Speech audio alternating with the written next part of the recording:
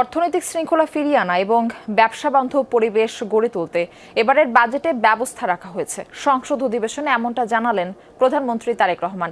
জানান, বিদেশি বিনিয়োগ নিয়ে আসতে পারলে 1.5% কমিশন দিবে সরকার।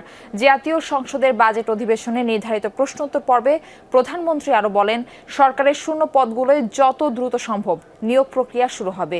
একই সাথে প্রশাসনের জবাবদিহিতা নিশ্চিত করতে প্রয়োজনীয় সংস্কারের উদ্যোগ গ্রহণ করতে চায় সরকার। এমনটাও জানান প্রধানমন্ত্রী। জানান, সেবা প্রদান ব্যবস্থাকে আরও বেশি ডিজিটালাইজড করা হচ্ছে।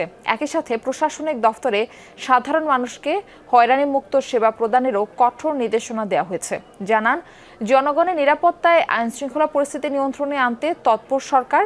সংরক্ষিত নারী সদস্যদের দায়িত্ব নেওয়ার প্রশ্নে সংসদীয় নেতা বলেন, দেশের সম উন্নয়নে বিশ্বাসী সরকার। সুতরাং সরকার দলীয় সদস্যরা নিজ আসনে যেভাবে উন্নয়ন তদারকি করবেন, বিরোধী দলের সদস্যরাও পাবেন সমসুযোগ ও বরাদ্দ।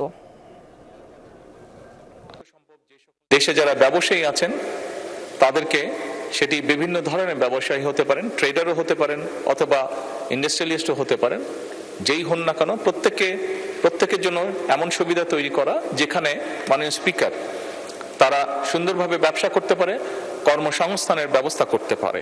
সেইভাবেই আমরা চেষ্টা করছি এবারকার বাজেটটি তৈরি করতে।